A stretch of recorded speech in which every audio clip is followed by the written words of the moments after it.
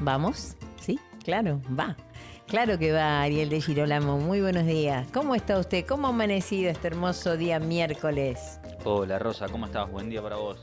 Muy buen Bien, la día. verdad. Es lindo el clima, lindo calorcito. Se empieza a disfrutar lo que es la primavera y inicio del verano. Así es, así es. Acá estamos en la mañana de Rosa Río, de la A a la Z, un rosario de emociones, vistiendo algo color violeta, porque hoy es miércoles y los miércoles hay que lucir algo violeta. ¿Quiere que repasemos un poco los colores, estimado Ariel? Me interesa. Bueno, me interesa de los pies a la cabeza. Así decía la compañera de Petete, el libro gordo de Petete, la chica que hablaba con él y decía justamente, me interesa de los pies a la cabeza. Y dice así, el lunes es el color de la luna. ¿Cuál sería el color que tenemos que utilizar? Supongo que el blanco por la luna. Supone muy bien. El lunes, anóteselo, la luna. El martes es el dios de la guerra. Ay, ahí me la complicaste. ¿El rojo? Exactamente, el rojo de la sangre. Sí, señor, muy bien. Bueno, ya el del miércoles lo dijimos porque es Mercurio quien rige este planeta los días miércoles, así que tenemos que usar algo violeta. Los jueves ya no es tan sencillo porque no hay forma de relacionarlo, pero está Júpiter y Júpiter tiene un color muy azul. Es azul el día jueves. El viernes empieza con B corta y es Venus y ahí tenemos el mismo graf, está en ese color. ¿Verde? Así es, el verde. El negro es Saturno. Saturno, el planeta de la oscuridad, de la noche. Y dicen que hay que vestirse de ese color, que es la negación de los colores en realidad. El negro. Muy bien, vamos, vio, nada más que lógica y sentido común. Y lo último, el domingo, que es el sol, ¿qué color nos pondríamos? Y calculo que amarillo o naranja. Amarillo, lindo color, decía el chinito de la propaganda de Atma.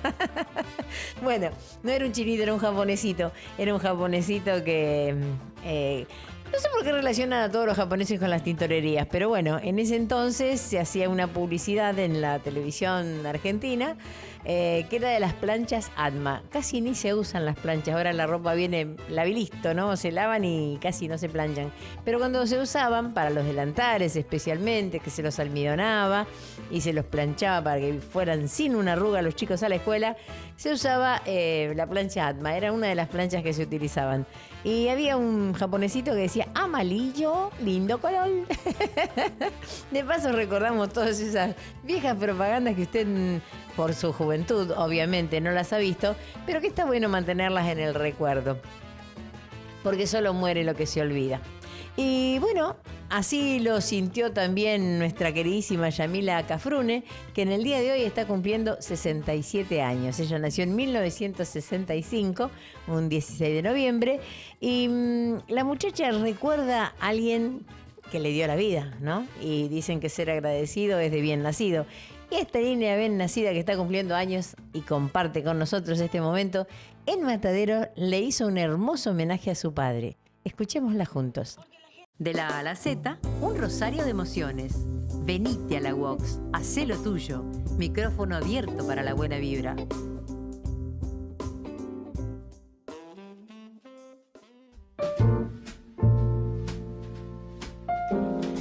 Iba a decir qué lindo popurrí de canciones, pero no voy a utilizar la palabra popurrí, sino qué linda selección de canciones. Ahora hay que pensar mucho las cosas que se van a decir, porque a veces no nos damos cuenta, pero el idioma lo vamos cambiando, se va colonizando de otra forma el idioma y la tradición. Entonces está bueno que nosotros empecemos a darnos cuenta, a advertirlo y a no repetirlo. Estamos en el mes de la tradición, nosotros no traicionamos la tradición.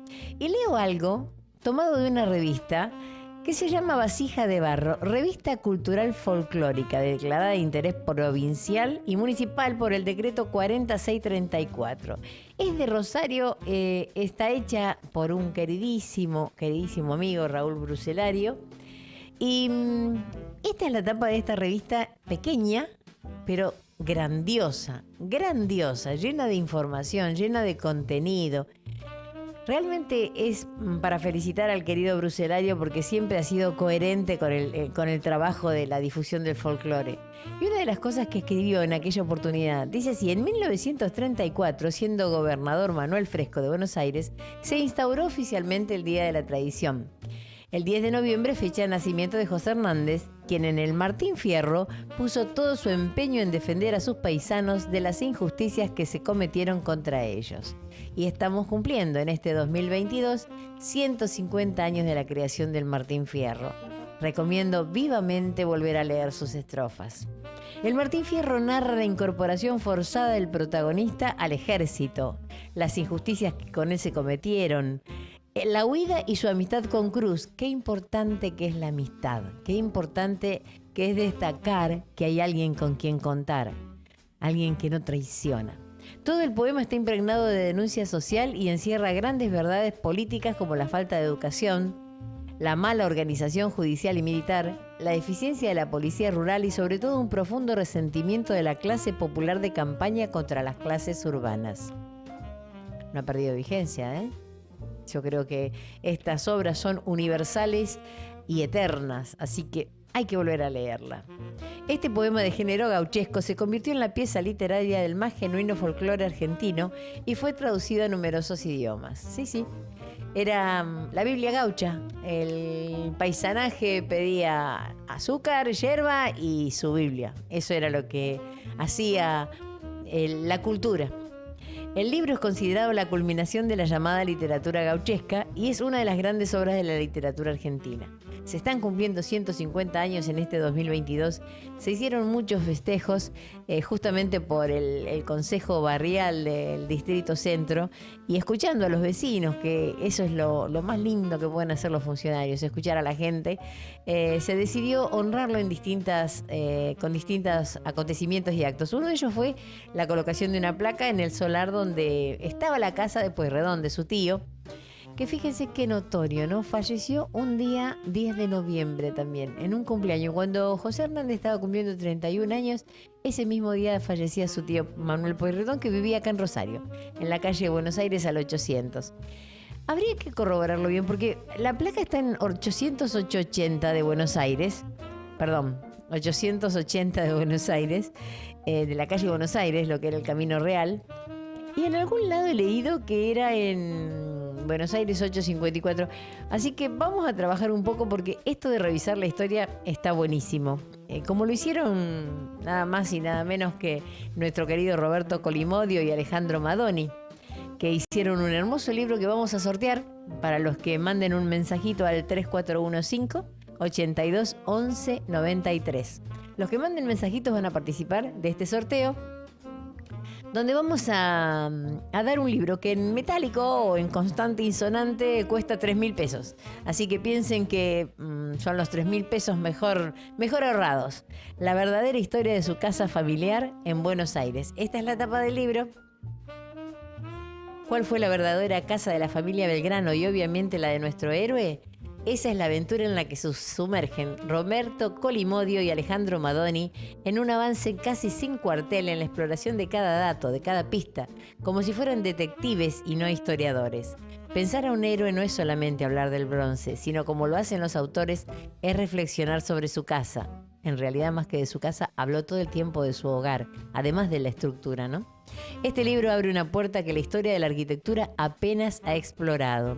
Un trabajo pionero en el análisis pormenorizado de una vivienda y sus componentes, hecho a través de las evidencias documentales, leídas y releídas una y otra vez, y las iconográficas, alteradas, erradas, confundidas con la casa de al lado. Todo hecho con un aparato crítico poco común, ya que no hay restos materiales, ni siquiera para un trabajo arqueológico. Esto lo escribió el arquitecto Daniel Shavelson, un reconocido arqueólogo de la Argentina. Y el licenciado Manuel Belgrano, el Chosno, el mismísimo nieto Chosno de Manuel José Joaquín del Corazón de Jesús Belgrano, escribió: Colimodio y Madoni logran en esta obra plasmar años de investigación multidisciplinaria, complementándose cada uno en su especialidad. de forma profunda, presentan el resultado de un estudio serio y documentado, como no se había hecho hasta ahora, para definir precisamente y sin margen de dudas cuál fue el solar histórico y la casa familiar, que no es la que se difunde por fotografías en redes y publicaciones anteriores. Bienvenido a este libro que construye la verdad sobre un tema que tenía demasiadas imprecisiones y poca solidez en sus relatos. Párrafo aparte, merece reconocerse el trabajo de reconstrucción gráfica digital que realizaron en base a las tasaciones que se le realizó a la propiedad en 1861 y que fue confrontada y complementada con otras fuentes. Apoyados en la tecnología, dieron vida a las imágenes que nos muestran cómo era en verdad la casa familiar Belgrano, en una tarea meticulosa y responsable que celebro hayan realizado. Esto fue declarado de interés por el Instituto Nacional Belgraniano en su nota número 32 del 2022. Estas sí que son buenas noticias. Bueno, quienes se comuniquen con el 3415821193 van a tener la posibilidad de disponer de esta joya literaria, histórica, revisionista, porque siempre decimos eso, ¿no? A la historia hay que revisarla porque no todo lo que está escrito es cierto, no todo lo que aparece en internet es cierto, no todo es cierto, pero qué lindo que es cuando uno despierta la curiosidad, ¿no? O sea, no deja de ser niño, quiere aprender y quiere aprehender con H intermedio y conocer. Y el conocimiento, si no se lo comparte, no sirve para nada. Así lo hizo también nuestro amigo Diego Salazar ayer en esa hermosa cantata que publicó desde su Facebook. Después vamos a ver si podemos pasar algunos pedazos porque realmente fue maravilloso. Bueno, vamos a otro tema musical. ¿Por qué? Porque estamos haciendo patria. Y la patria no se hace sola. Con el festejo del cumpleaños de Yamile Cafrune. Mezclé, la sé. Yamile. ¿No es Yamile? Yamile Cafrune, un nombre árabe. Y claro, es un turco, Cafrune era turco. Ese era el origen. Vamos a escuchar, con letra de León Benarós y música de Waldo Belloso, en ritmo de milonga, una obra que forma parte de la obra integral La Independencia, hecha en 1966. La realización es de Hualpa y la producción fue grabada en el Parque Provincial Luro, en La Pampa, en 2018. Guitarra y voz, Yamila Cafrune. Acerca del origen de las danzas folclóricas argentinas. Esto está escrito en esta hermosa revista, la número 136 de Vasija de Barro, la revista cultural folclórica de nuestro queridísimo Raúl Madrid. Dice así: en toda América se concibieron y reprodujeron casi con las mismas palabras pocas teorías espontáneas sobre el origen de estos bailes. Los autores eclécticos coincidieron en una fórmula que, separando y numerando las afirmaciones parciales, podemos enunciarlas así. Nuestras danzas fueron las danzas populares, folclóricas, españolas.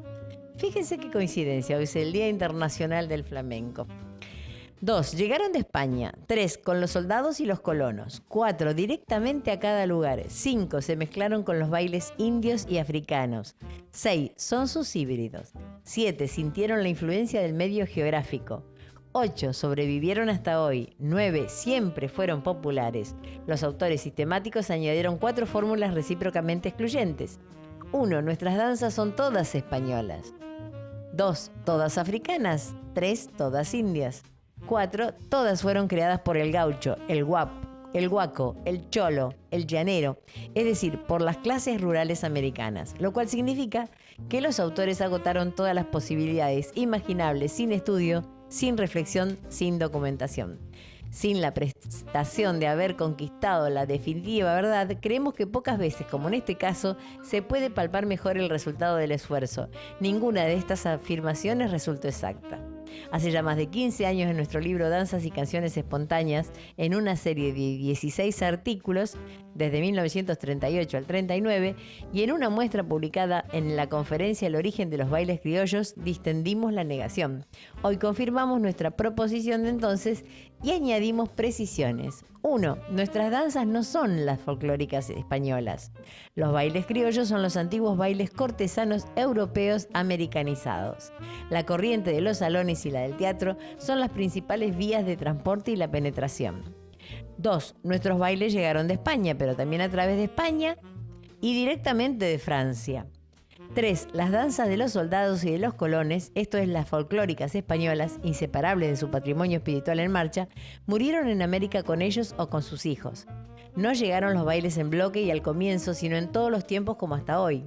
He escrito antes que América folclórica no es España folclórica, sino España culta. Europa culta, América folclórica es una retardada selección de Europa superior. Las danzas no llegan con la masa directamente a cada lugar. Los bailes cortesanos europeos se instalaron en las ciudades virreinales y se crearon en ellos focos independientes de transformación y difusión. 3 ciudades asumieron en Sudamérica el control, la promoción y la difusión. Y estas fueron Lima primero y durante siglos, Río de Janeiro y Buenos Aires después. Varias ciudades se convirtieron en subfocos de promoción e irradiación. 5. Los bailes europeos no se mezclaron con los indios y los africanos para elaborar los bailes criollos. Descendieron de los salones superiores a todos los grupos que los sociólogos llaman inferiores, pero no consta que los híbridos así formados ascendieran de nuevo de alguna aldea a los salones para alcanzar dispersión continental. No hay en nuestras danzas formas indias o africanas generalizadas. El carnavalito vive en un islote. Las influencias negras e indígenas se sienten a veces en el estilo. Los negros, en particular, hemos escrito antes, vitalizan el ambiente americano con imponderable inyección de temperamento, de aptitudes, de manera de hacer, no de formas. Me refiero al ambiente criollo por excelencia, al criollo europeo y no a los reductos africanos sobrevivientes o a los grupos africanoides sui generis de enquistado patrimonio de persistencia sin influjo.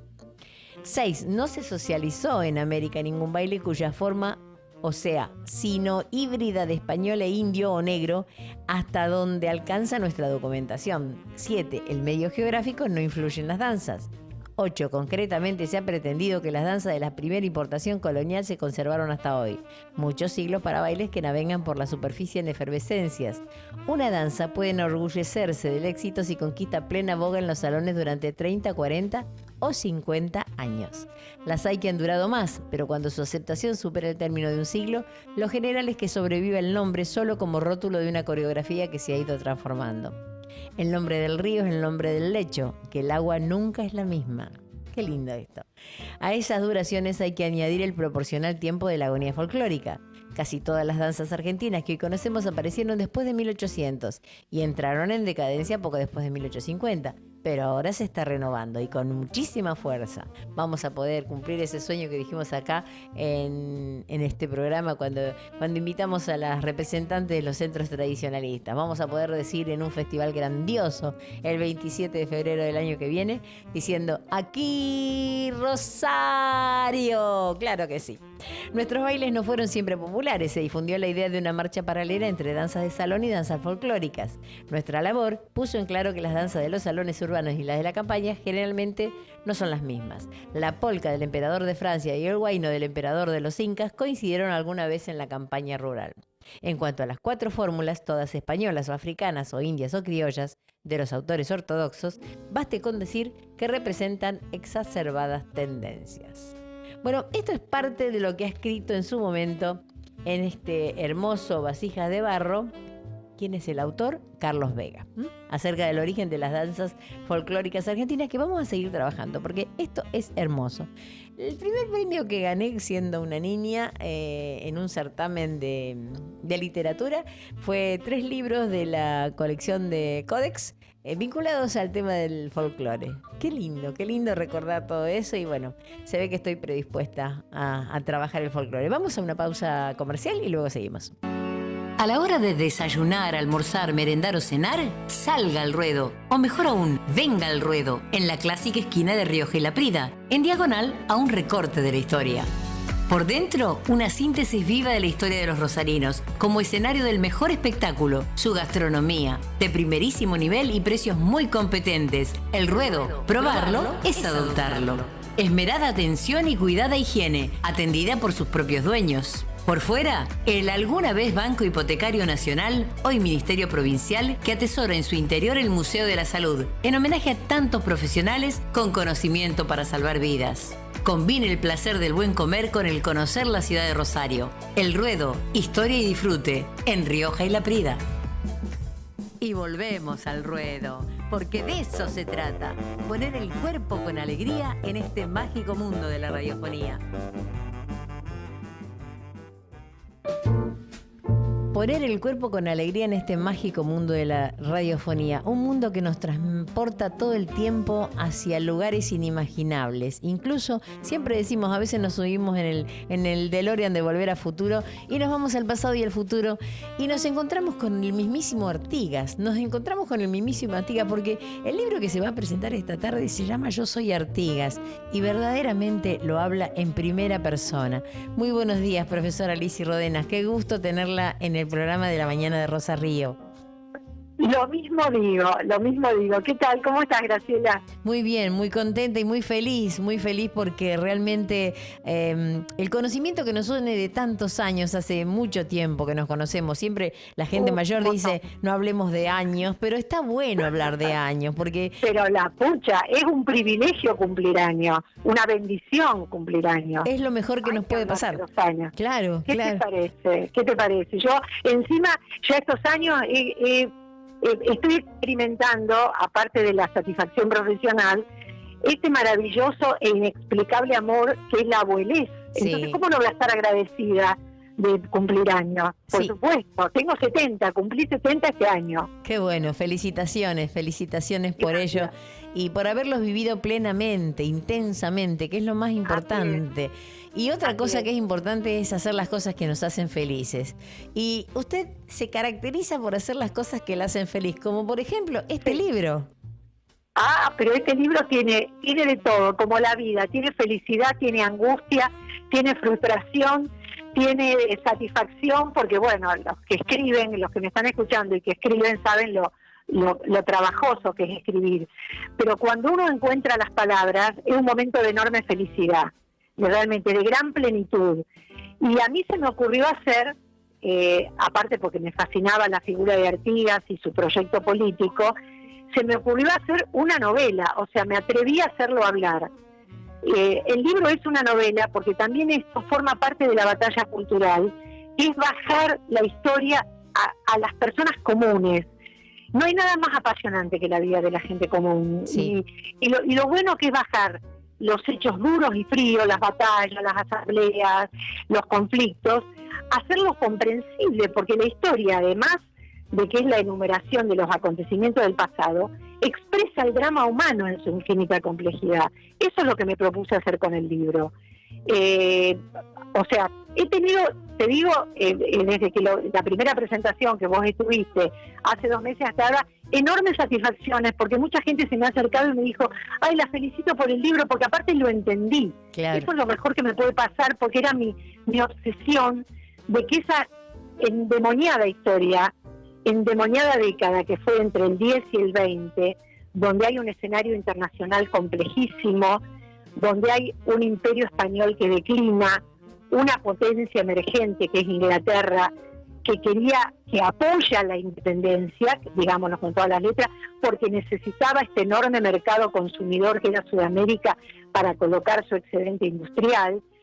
Y había una guerra interna también, había 2 guerras. Desembarazarse de España, estaban los portugueses que nos soplaban la nuca, sí. Y había una guerra interna que sigue vigente, lamentablemente, por eso es vigente el pensamiento artiguista, entre el puerto de Buenos Aires, opresor, y lo digo con todas las letras, y los pueblos del interior, que habían visto aniquilada su producción original con la cantidad de mercancías británicas que entraban por el puerto de Buenos Aires a partir del Reglamento de Libre Comercio.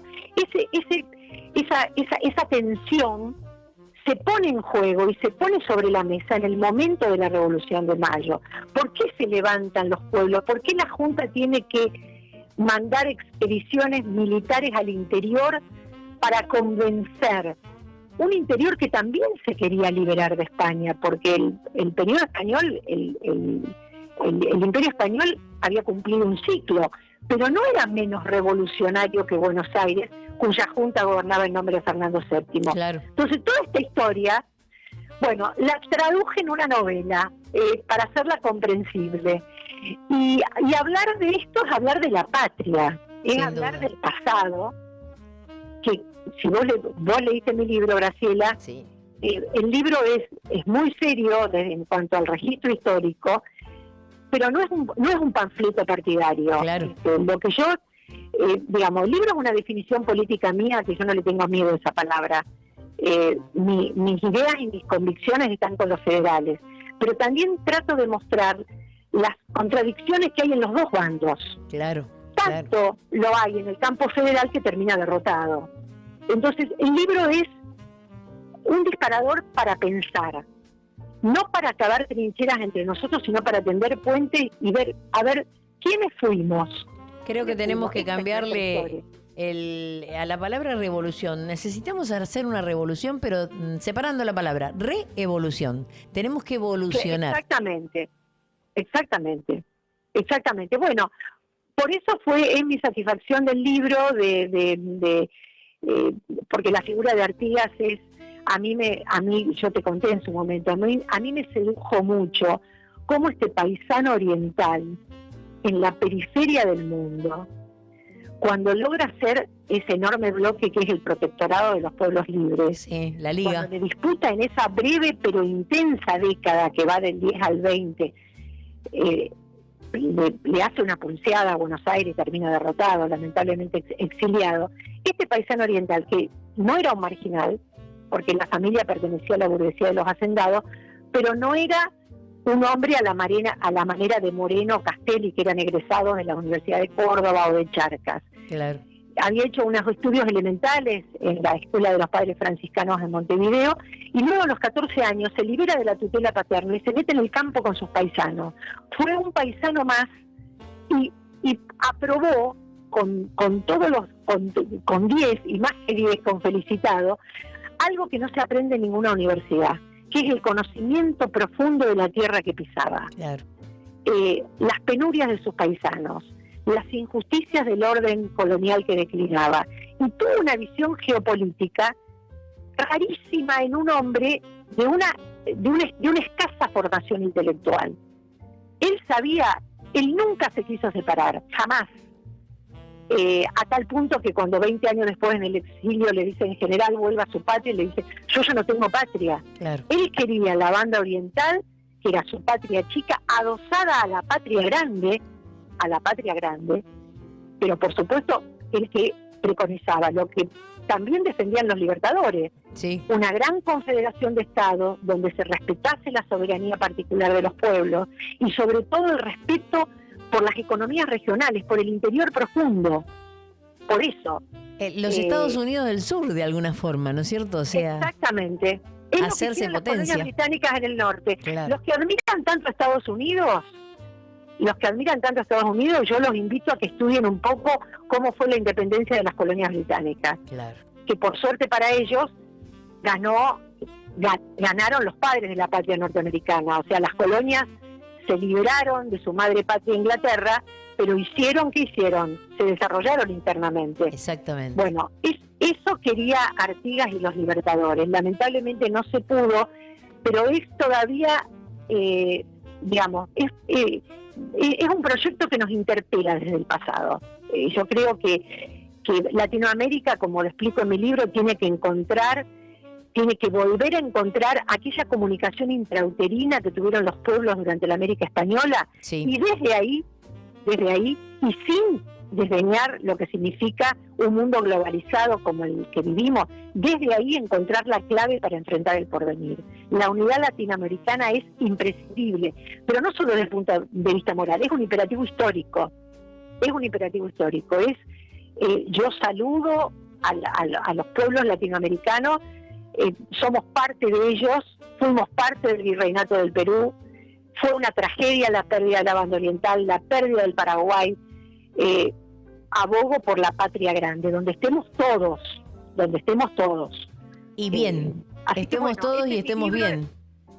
Y estemos bien, exactamente, estemos bien, porque lo que Artigas quería era, en el apogeo de su protectorado, que fue muy breve, en el 1815, antes que Buenos Aires, al no poder doblegarlo, le hiciera invadir la área oriental por los portugueses. Pero en esos 10 meses, en el año 1815, funda la Biblioteca Nacional de Montevideo.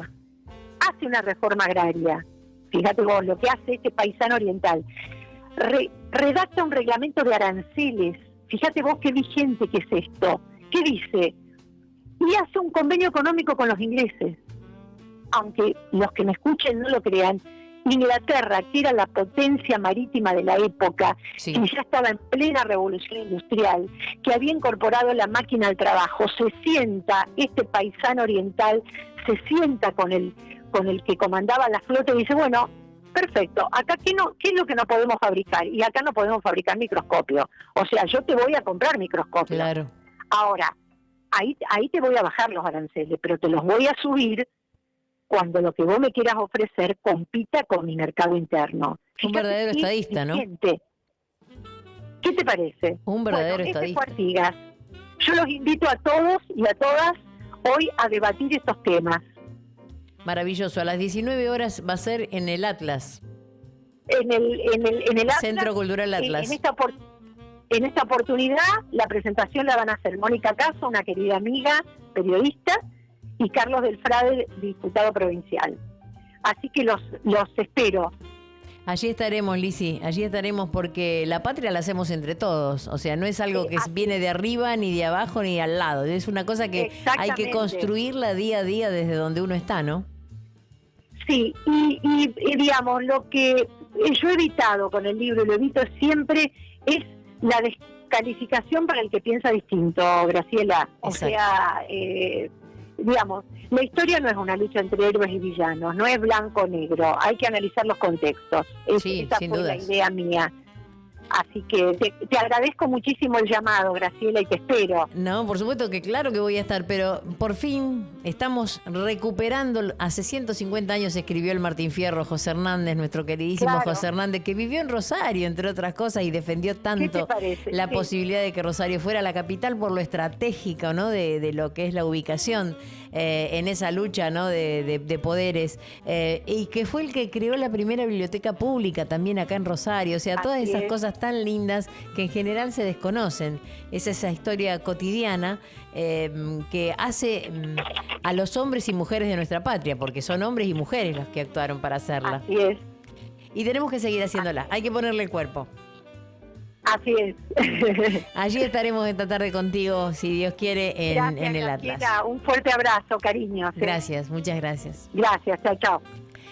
Bueno, así escuchábamos la palabra de Lizzy Rodenas, la autora de este hermoso libro que se llama Yo Artigas. Yo soy Artigas, que se va a presentar esta tarde a las 19 en el Centro Cultural Atlas de Mitre 645, a cargo de Mónica Caso, la periodista, y Carlos del Frade, el diputado, y la firma de libros al finalizar. Realmente lo recomiendo vivamente porque... sí, es cierto, la de la posibilidad de la novela es algo que atrapa al lector. A mí, yo recuerdo vivamente cuando me convocó Miguel Chiarpenelo a hacer el libro de los 100 años del Colegio Sagrado Corazón que cumplían en el año 2000, y me dijo, a mí me gusta mucho, Graciela, cómo escribís, porque vos estás entre Mitre, el historiador, y Migré, el que novela.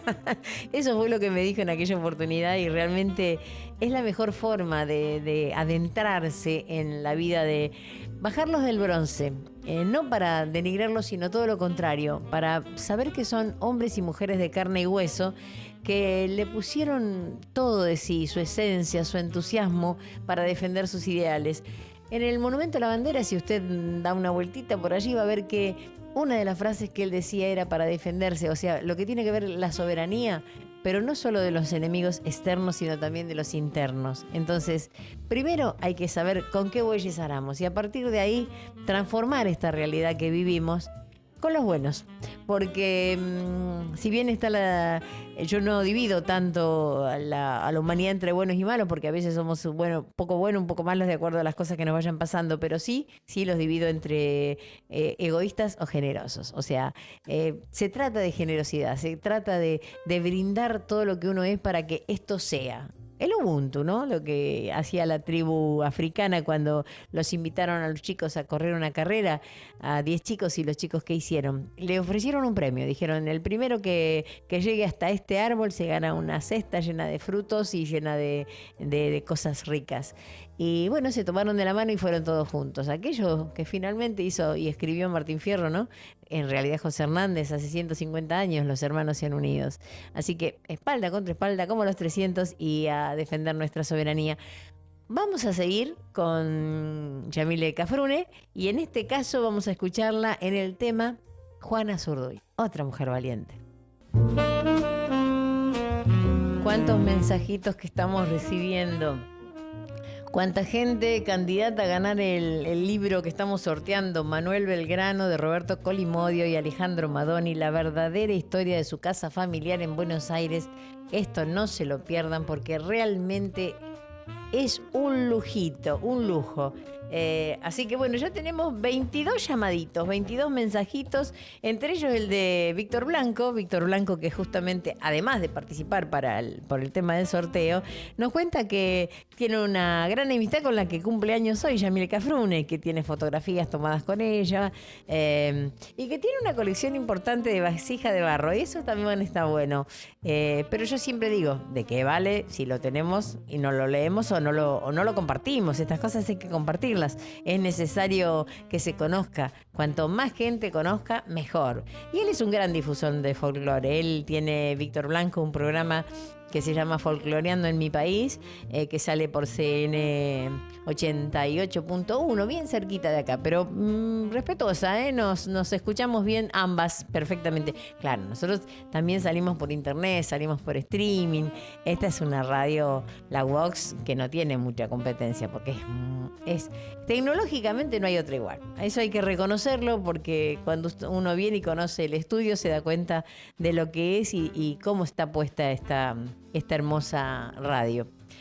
Les cuento algunas cositas porque realmente tienen que ver con... Yo se los quiero contar, algunas cosas que marqué, porque la famosa casa que se dice que es de Manuel Belgrano, donde muchas veces, por ejemplo, la revista Caras y Caretas el 6 de marzo de 1909 y la revista PBT del 13 de noviembre de 1953 publicaron la fachada, hacia principios del siglo XX, de la casa que perteneció a la familia de Félix Constanzó. Y decían que esa era la de Belgrano, pero es un gran error que acá se desmitifica. Dice, en 1909 será la primera vez que se designe esta casa y su arquitectura como perteneciente a Manuel Belgrano. Un error que ha cumplido 113 años y que finalmente, gracias a este libro, ha sido develado y contado. La verdad está para eso, para buscarla. ¿Constanzo o Belgrano? Tenemos una misma casa en dos imágenes distintas atribuidas por un lado a la familia Belgrano en 1909 y por otra a la familia Constanzó en 1901, por la misma fuente con apenas 8 años de diferencia. En la última foto, y a pesar del epígrafe que la numera como 442, se puede apreciar al ampliarla un cartel con la leyenda Imprenta y Encuadernación Cerantes, destacándose sendos números 450 a ambos lados de la entrada. Por lo que podemos establecer fehacientemente que la casa que no es llevaba la numeración 450 en su entrada principal para el 1901. No sé si alcanzan a verla, yo voy a mostrar acá. Así hacemos, así, ahí está. Esta es la casa que no es.